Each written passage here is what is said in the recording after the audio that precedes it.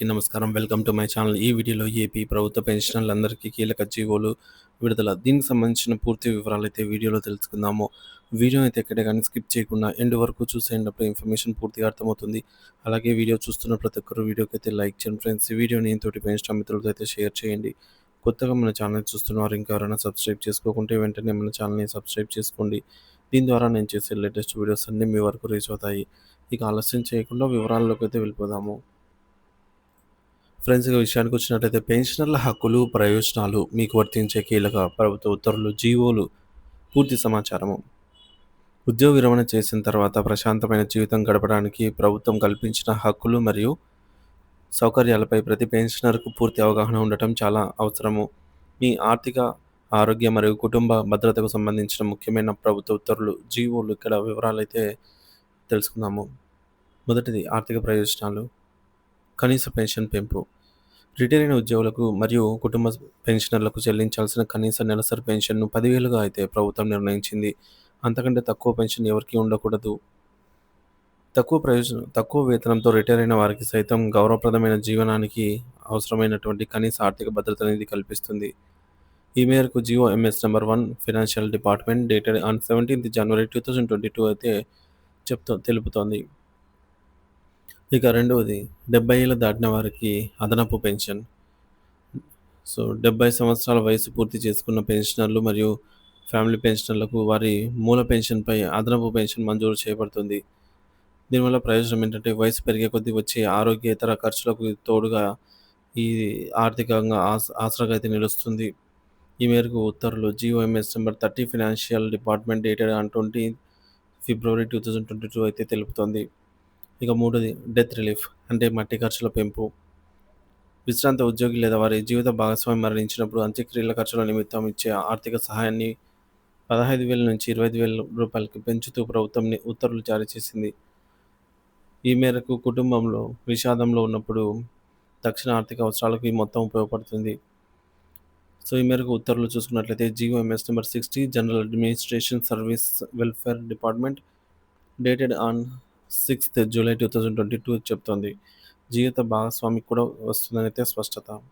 Circular number చూడొచ్చు. ఇక కుటుంబ పెన్షన్ నిబంధనలు.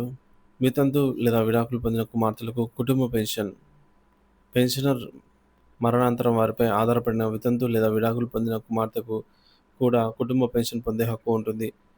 అయితే పెన్షనర్ బ్రతికి ఉన్నప్పుడే ఆ కుమార్తెలు వితంతు లేదా విడాకులు పొందిన వారిపై ఆధారపడి జీవిస్తూ ఉండాలి అనే నిబంధనను ప్రభుత్వం స్పష్టం చేసింది.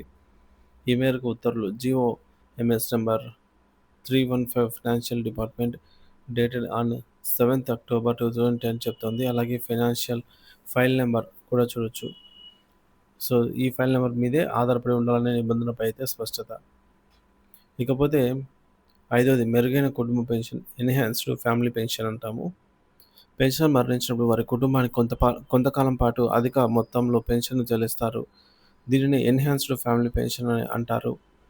లెక్కింపులో చివరిగా తీసుకున్న జీతంలో 50% చెల్లిస్తారు. దీన్ని ఎన్హాన్స్డ్ ఫ్యామిలీ పెన్షన్ అంటారు. ఇక వర్తించే కాలము, సర్వీస్లో ఉండగా ఉద్యోగి చనిపోయినట్లయితే ఆ తేదీ నుంచి, మరణించిన తేదీ నుంచి 10 సంవత్సరాల పాటు, లేదా ఉద్యోగి జీవించి ఉంటే 67 ఏళ్ళు వచ్చే వరకు, ఏది ముందైతే అంతవరకు ఈ యొక్క ఎన్హాన్స్డ్ ఫ్యామిలీ పెన్షన్ చెల్లిస్తారు. అదే రిటైర్ అయిన తర్వాత చనిపోతే, సర్వీస్ పెన్షనర్ చనిపోతే రిటైర్మెంట్ తేదీ నుంచి 7 సంవత్సరాల లోపు, లేదా పెన్షనర్ జీవించి ఉంటే 67 ఏళ్ళు వచ్చే వరకు, ఏది ముందైతే అంతవరకు చెల్లిస్తారు.